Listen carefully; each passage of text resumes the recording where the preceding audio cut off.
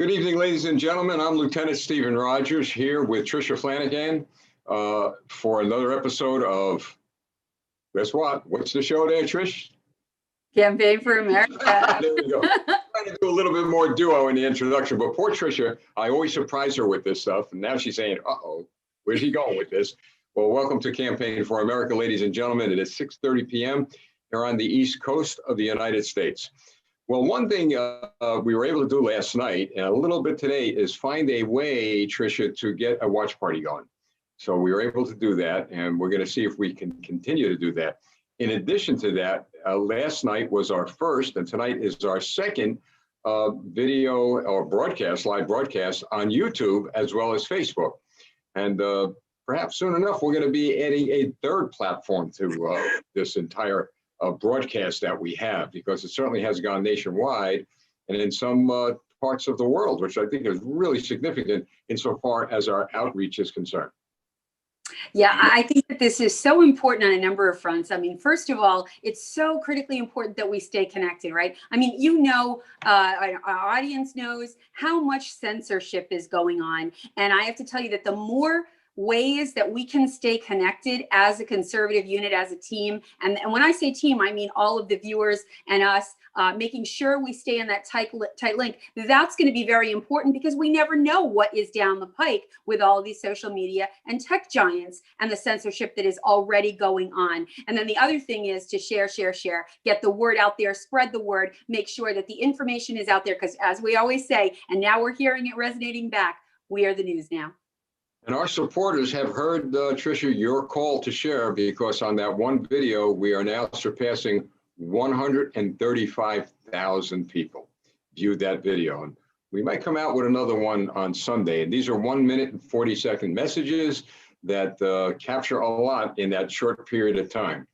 But I've got to tell you, what has resonated more than anything else regarding some of the speeches that I've made, and I'm sure some of the statements and speeches you've made, Tricia, my wife and I talked about this earlier, is that through all of the political speeches we give, when we plant the seed from the scriptures, one scripture, maybe two scriptures, people start to perk up and they start to listen. And I believe what we are witnessing, whether people know it or not, whether they believe it or not, whether they intend to show it or not, what we are seeing is the hunger and thirst for truth. And the only way you find the truth is through the word of God. And that's what we feed them as part of our speaking. Oh, that is so true and so important. And, you know, despite what former President Obama said, we are still a Judeo-Christian nation.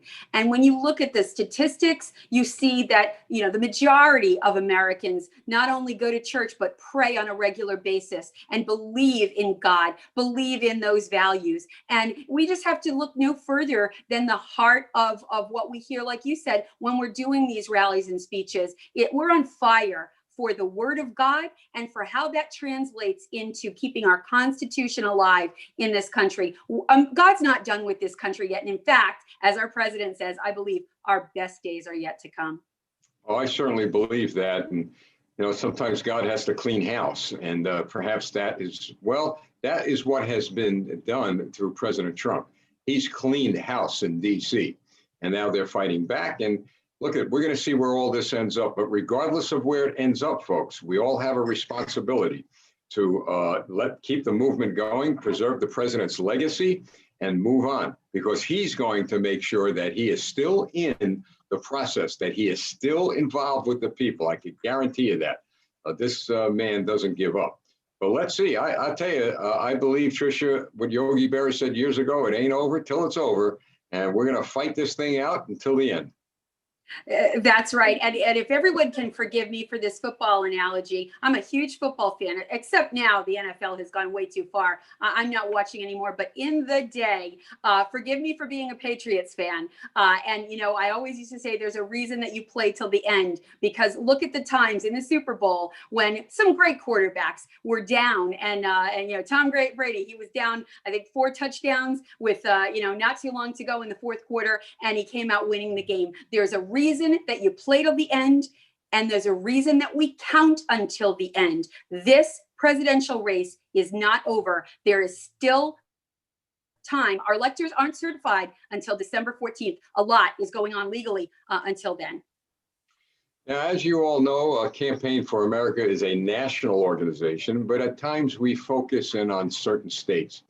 And the reason why we've been focusing in on New Jersey twofold. Yes, we live here. Maybe we're a little biased, but more so, New Jersey is becoming the second state, only second to the state of California, whose governor is going to destroy the lives of millions of people. I do not say that lightly, folks. What's coming to New Jersey is going to be a disaster. We've got breaking news that was released earlier, and I'll let a citizen from the state of New Jersey who owns a bar give you what he said to the press earlier. It says that the new rules coming down are a nuclear bomb on the industry. Tricia, the new draconian rules that Governor Phil Murphy is going to force down the throats of the people of the state of New Jersey via the massive increase in taxes. Already, Wall Street firms are leaving New Jersey. They're in negotiations with Governor Greg Abbott of Texas. People are selling their homes at a rate like no other time before. The reason why it is a nuclear bomb is that we are now going to see thousands upon thousands of more citizens lose their jobs, lose their businesses. Many will end up in the hospital. Many will commit suicide. I mean, all this they know, meaning they, the people who are imposing these rules on the people, and they just simply do not care. No, they don't. They don't take any of that suffering into account one bit. And, you know, I hear from a lot of constituents still. I keep in touch and as we roll out all the initiatives we have planned at Campaign for America, we're getting even more and more feedback. And I'm hearing consistently from restaurant owners, from gym owners, from small business owners who said, you know what, they barely survived the first lockdown and they are petrified. They see this wave coming. They hear what Governor Murphy is saying, and they are just bracing themselves because they are living on a thin edge when it comes to being able to make their businesses thrive. This is something that is not just draconian, it's heartless. And, you know, it's time. Our hope is that we, the people, can push back. I spoke a little bit earlier in the week about the $150 billion that are in reserve that Steve Mnuchin put aside in the first package that is not being tapped into by Governor Murphy. And I spoke to John McCann, our constitutional attorney that's a friend to Campaign for America, and he talked about how this could be a way to tap into those dollars. Governor Murphy does not want to open it up because he doesn't want to put himself in more debt. The budget's so mismanaged, but people are desperate. And that's a way that Governor Murphy could help alleviate the pressure. He just refuses to do it for his own selfish reasons. I'm sure all of us have gone to animal shelters and we've seen dogs and cats and other animals in cages. And when you walk in, you notice what happens. They actually have tears fill their eyes, these animals do, and some of the tails wag, and they're just so happy to see anybody that will interact with them and pet them. Well, this is exactly what's happening to people probably across the country, but I know in the state of New Jersey. They are called our elderly citizens, our elder Americans, who worked and fought so hard for this country, who for some reason or another had to be placed in nursing homes for good care. But what's sad is that under these draconian, and I'm glad, Tricia, you said it right, heartless rules, they will again not be able to see their family members. They will not be able to talk with them. They will not be able to touch them, to kiss them, to hug them. And Tricia, what a time of the year to pull this on the people of this state. Thanksgiving, Christmas, the time where we're supposed to be celebrating the joy of Jesus Christ. It goes back, Tricia, whether people believe it or not, to what we've been saying all along. Go after their God, go after their worship, go after everything that represents those Judeo-Christian values. There, Tricia, is no need to shut the state down. I know we've talked about it from a political perspective, but you're the one that has the knowledge and background in speaking about this from a scientific perspective. Lockdowns don't work. Is it true or false, Tricia? You are exactly right. It is true by the data and by the science. And I'll give one statistic that comes directly from Andrew Cuomo in New York, who, by the way, along with Governor Murphy, were the ones that sent our elderly into those facilities that was a death sentence, where we lost over 50% of the people who died from COVID. But the reality is that when you look at the numbers, when Cuomo had the worst part of his lockdown, if lockdowns work, then why is it that at that point COVID incidents spiked by 66%? If COVID lockdowns worked, you would have seen a decrease in COVID incidents, but instead you saw the reverse, again by 66%. When you combine that with all of the mental torture, which is really what it is, and especially our precious loved ones who are in perhaps nursing homes. I'll speak from a personal place. My mother passed away in 2014. She had Parkinson's for over 2 decades. And at the end of her life, she was in a facility. And I can't even imagine what it would have been like if I couldn't have been able to see her or even bring her home for holidays before she passed away. This is torture. This is cruel. It's inhumane. And it's something that has to be addressed, I believe, legally. And I believe that that's something that should be set in motion by those who want to force the issue.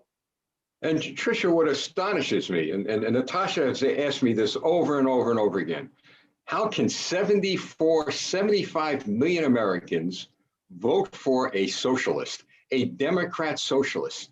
I mean, are they blinded? I mean, really blinded? I can't believe all those people are heartless. Maybe they just don't realize the magnitude of what's going to happen to them. They think they're fighting us as capitalists, as people who believe in God and country. They're actually committing suicide. You know, my wife told me that in reference to businesses, and I know many thousands of people are watching us that own small businesses. What's going to happen to you? All right, the businesses that supported the Democrat socialists, that voted for them. Here's what's going to happen to you. You're going out of business. And the reason why you're going out of business, and you're not going to get bailed out, you're not going to get any help. We know what the next step is. You go into bankruptcy and the government takes your building. Guess who now controls the real estate? Guess who now controls your future? The very people you elected to office. The other thing is with the unions. They went out, they boldly said, we're supporting Democrats, we're behind Booker in New Jersey, we're behind Biden. This is what we want. Why? Because they're going to give us our $15 raise and they're going to give us this and give us that.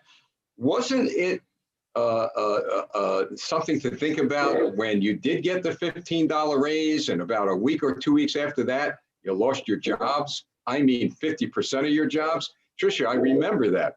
I remember telling people, and they called me heartless when I said, you don't want $15. So work your way up, you'll get there. Once you go $15, you're losing your jobs. Well, I walk into 2 or 3 weeks later into a supermarket, half the cashiers are gone, customer service is gone. And instead of a man or a woman going up and down the aisles, this is true, a robot is going up and down the aisles. The robot has a name also. And when there's an incident, the robot is programmed to send a signal to the front office, and then they send somebody to a mess or whatever. But here's my point. Think about this. What happened was they laid off all those workers. They don't have to pay medical care. They don't have to pay nothing. So was it worth getting a $15 an hour minimum salary, Tricia? Was it worth it? See, and that's the tragedy of this whole issue. You have, on the one hand, you have the Democrats who are in leadership positions who know exactly what they're doing. They're selling our country out. And then you have the voters, like you just outlined, the union workers, and those who really want to make sure that they get that $15 minimum wage.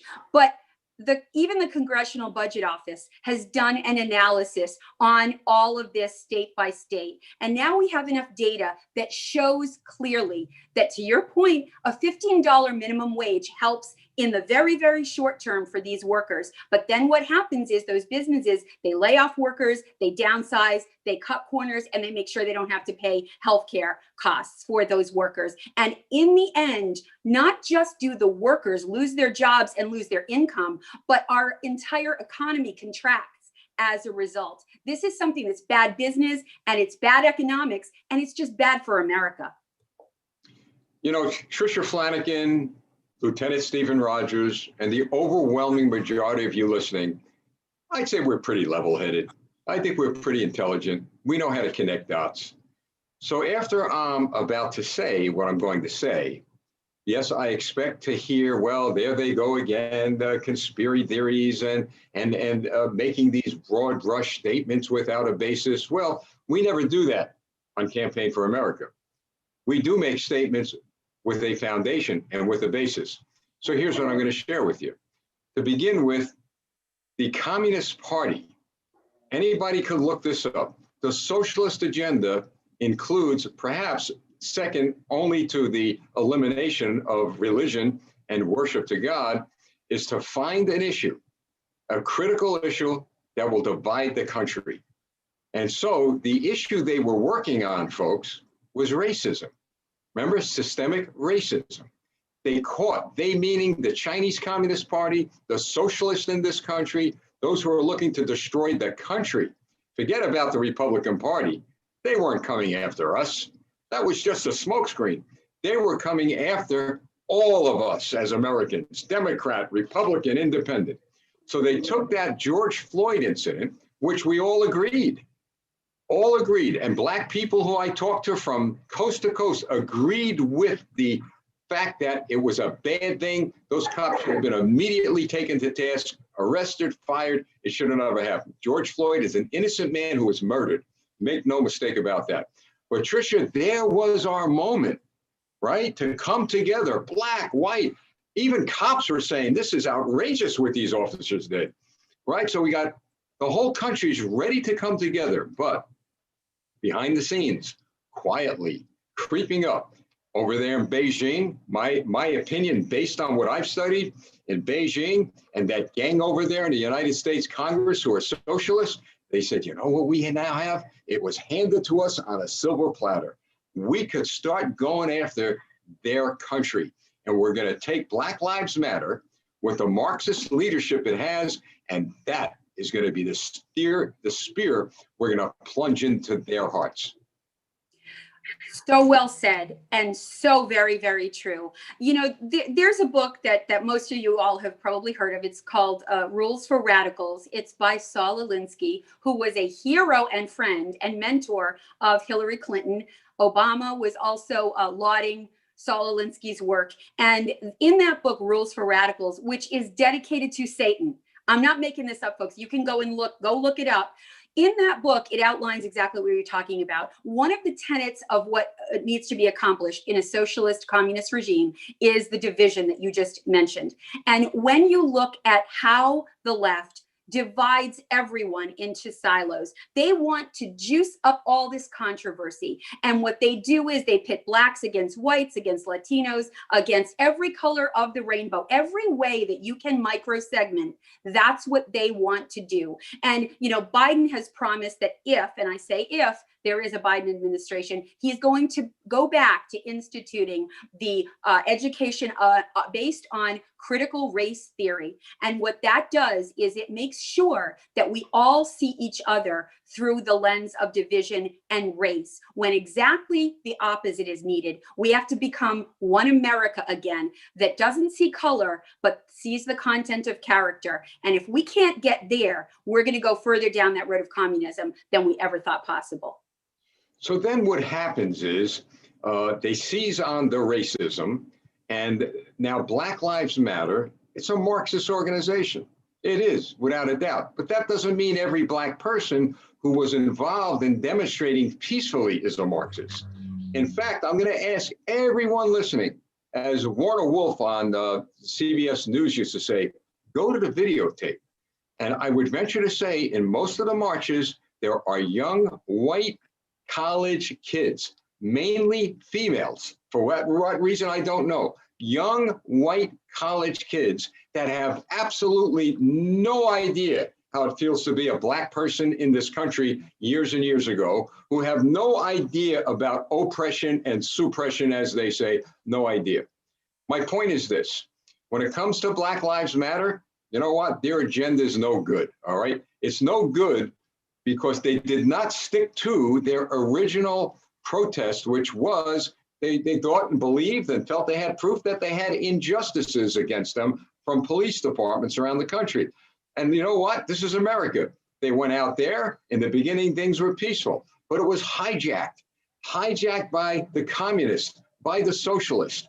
And I've got to tell you, it was astonishing when I began to see the diversity actually become unbalanced in those marches, from Black people trying to express a legitimate concern they had to white people, white young people protesting against the United States of America. So Tricia, it went from racism to a protest against capitalism. And that is the result of socialism and communism. Absolutely. And that was commandeered right from the top. And as you mentioned, those two that had started the Black Lives Matter movement admitted on tape. I have seen the video footage where they admitted that they are both trained Marxists. And that is the leap. That's exactly when it went from an initiative to make sure that there was equal treatment across all sectors of our population in treatment and police brutality incidents.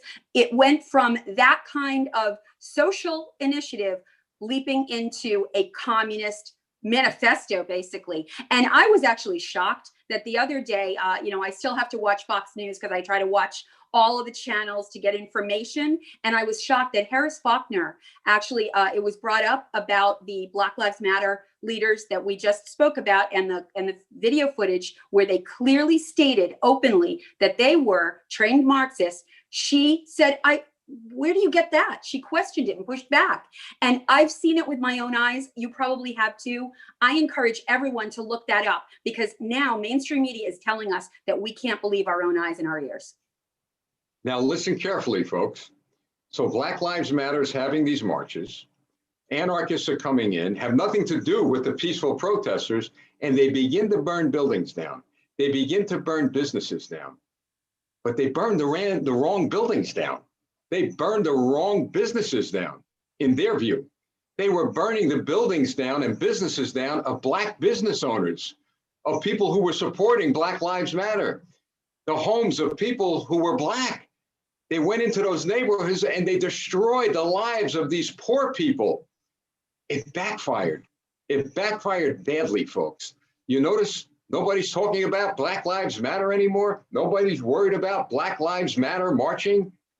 It died, folks. It ran out of gas. The socialists were fit to be tied. It backfired. And then came COVID-19.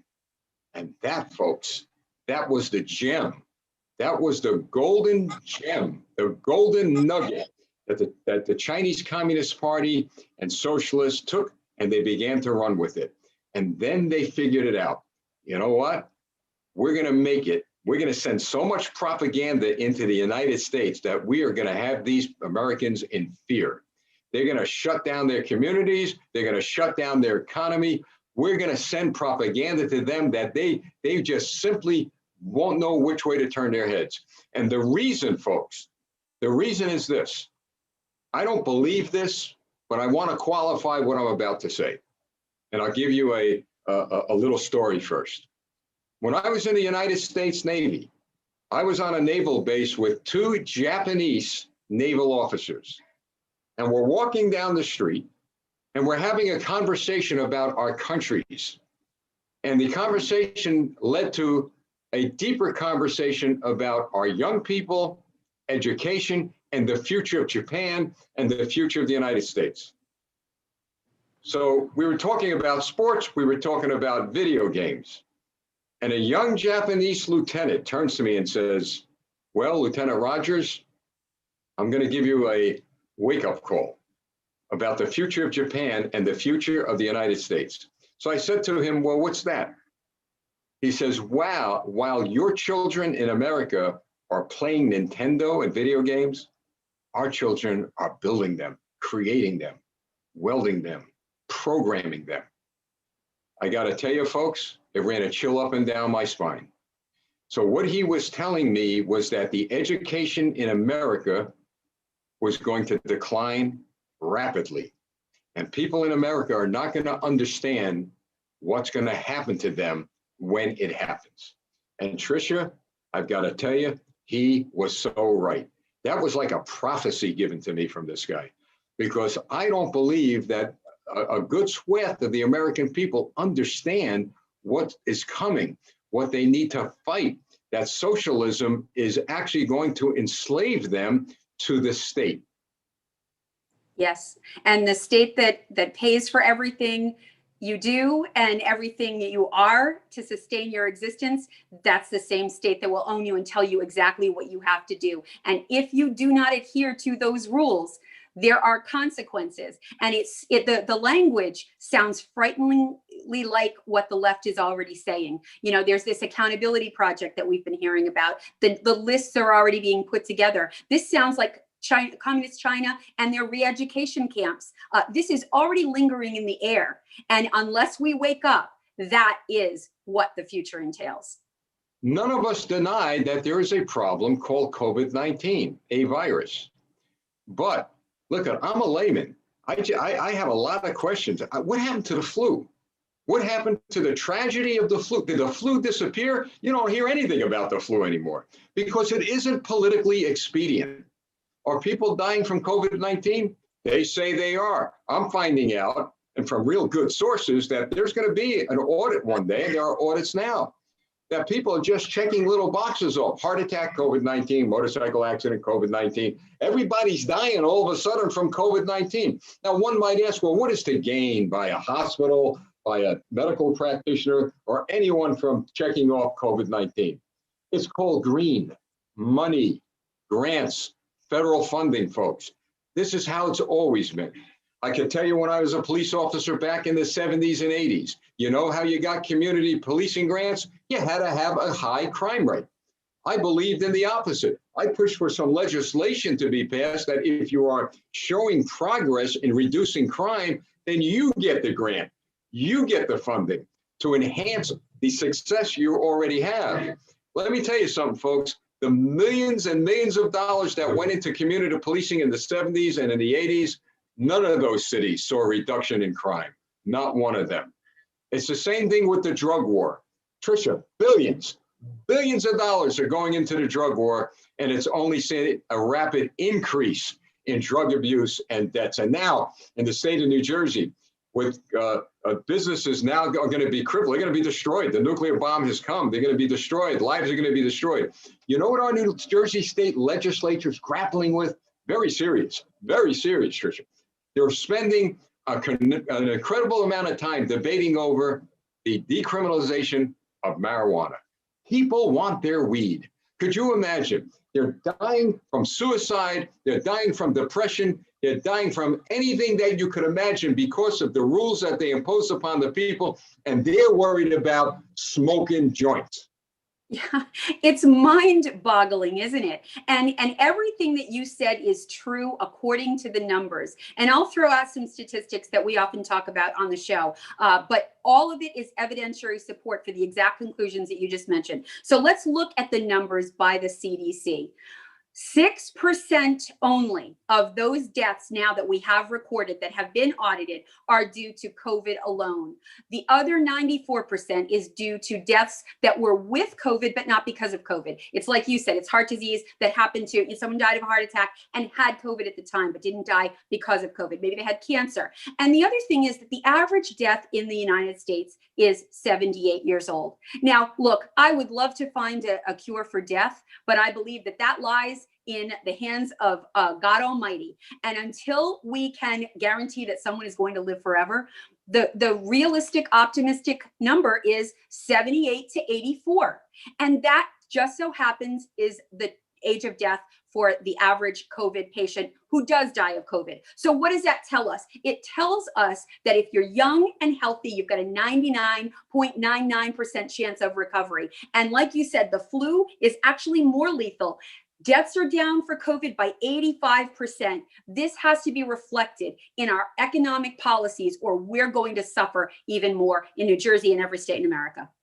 Now, what many people across the country, and particularly those who live in the state of New Jersey, it got worse today with regard to the issue of drugs. Not only is the New Jersey State Legislature spending all this time on whether people could smoke weed or not, they attach something else to that bill. It's the decriminalization of a drug, a powerful drug nicknamed magic mushrooms. Look it up, folks. It's a hallucinogen. In fact, the name of it is so difficult I can't pronounce it. But believe me, folks, it's a powerful drug.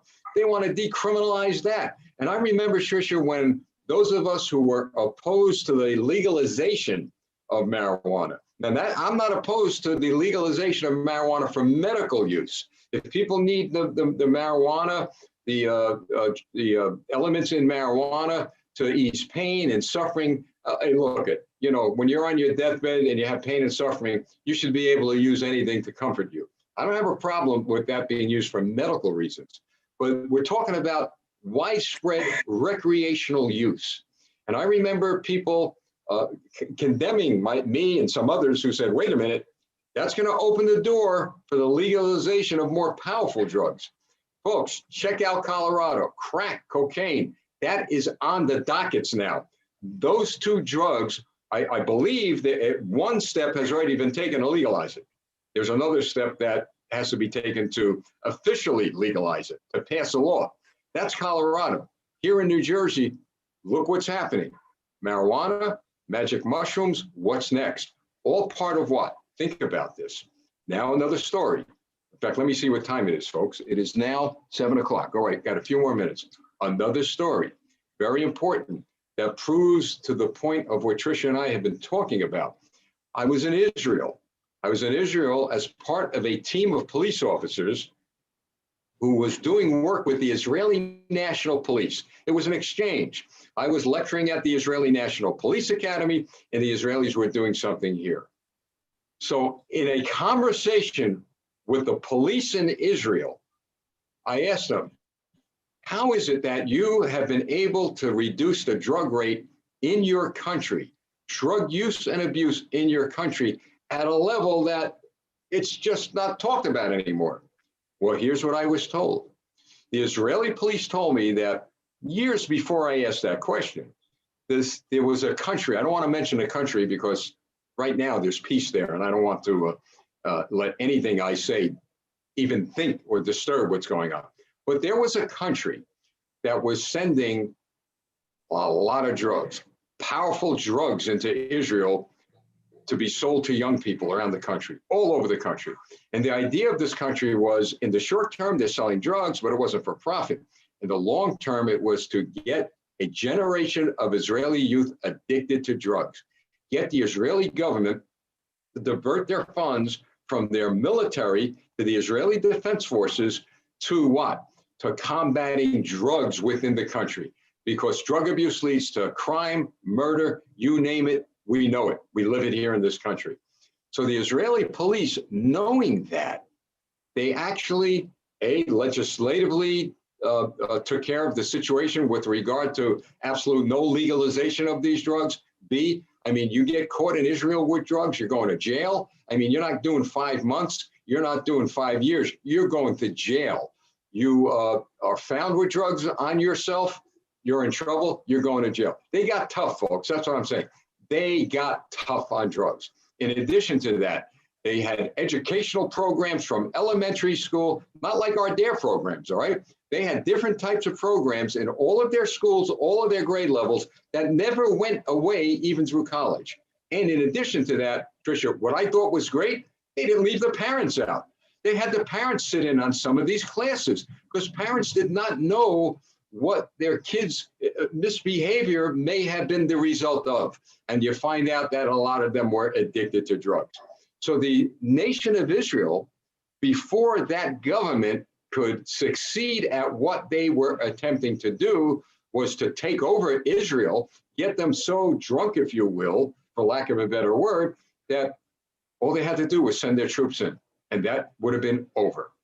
Saying that, this issue of legalizing, decriminalizing drugs in our nation falls right into the lap out of the playbook of Stalin, of Marx and Lenin. Tricia, I'll never forget reading what Lenin said, give me one generation of their youth and we will take their country down.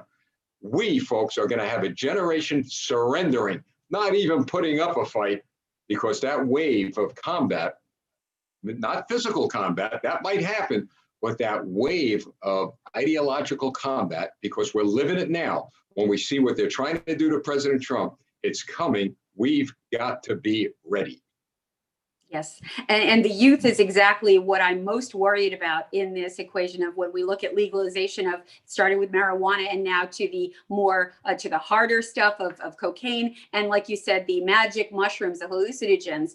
This is so dangerous, especially to those young developing brains. We already have data coming in from Colorado and other states that are even considering the legalization of some of these drugs. We see that ER visits are up. We see that permanent brain damage is being done. And when you talk about those hallucinogens, you're talking about a substance that could remain in their system and they could get flashbacks years later. This is something that is so dangerous. If we don't fight now, when will we?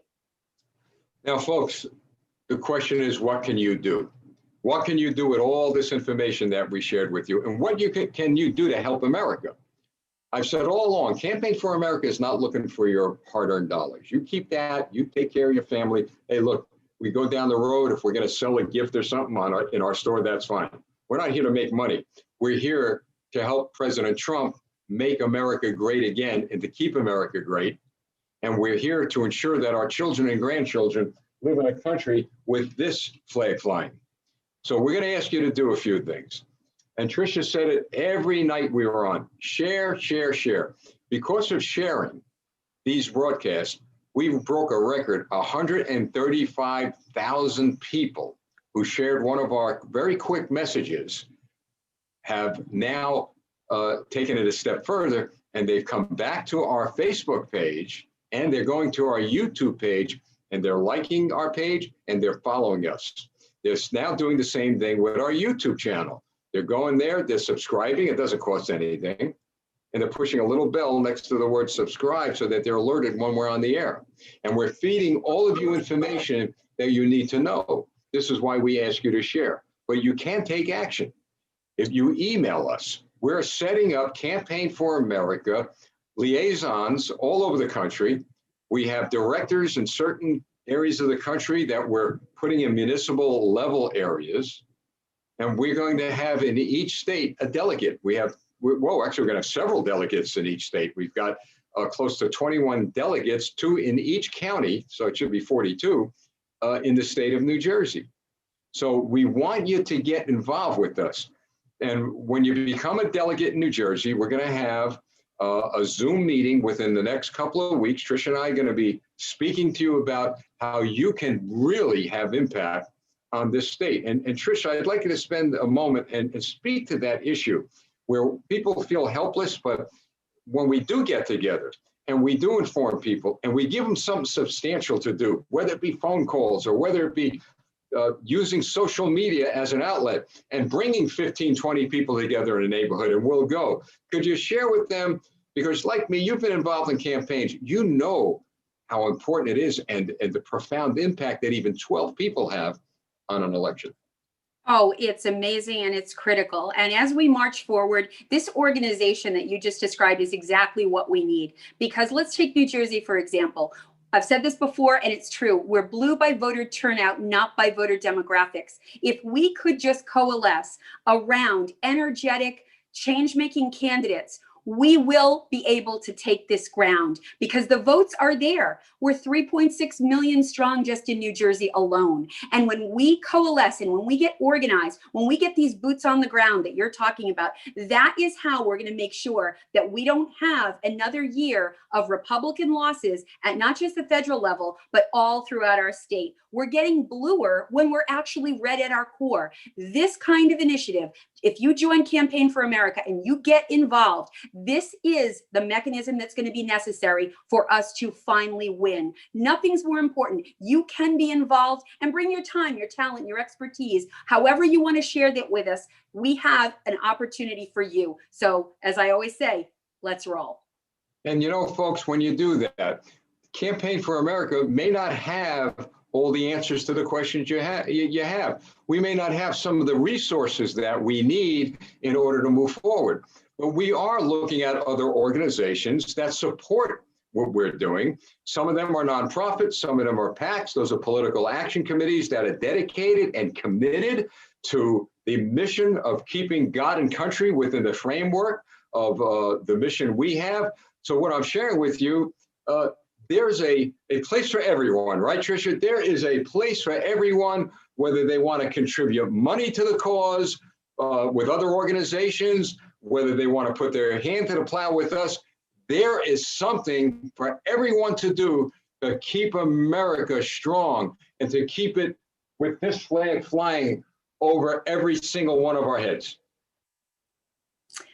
Absolutely. It's exactly as you said. You know, whatever your talent is, some of us have been blessed by God with the ability to fund a mission.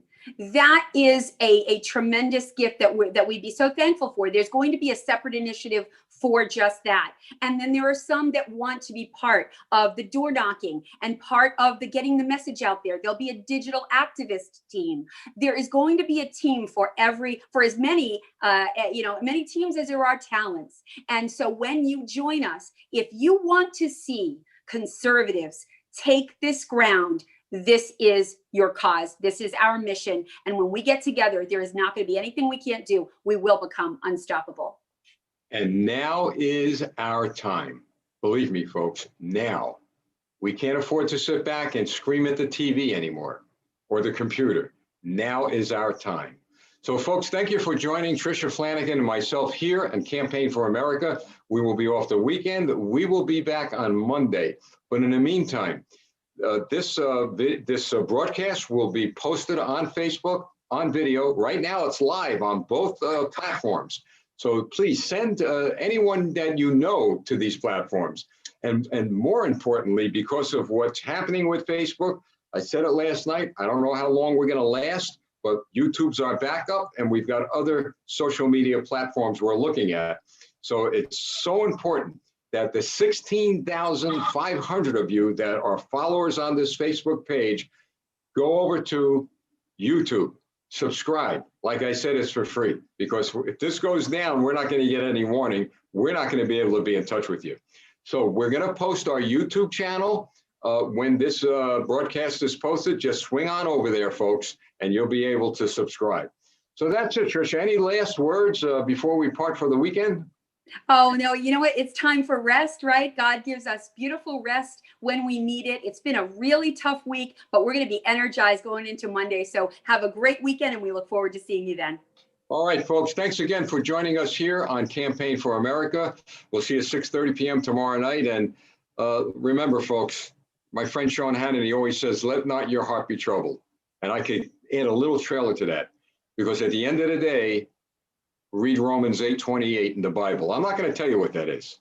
You pick up your Bible and read Romans 8:28, chapter 8, verse 28.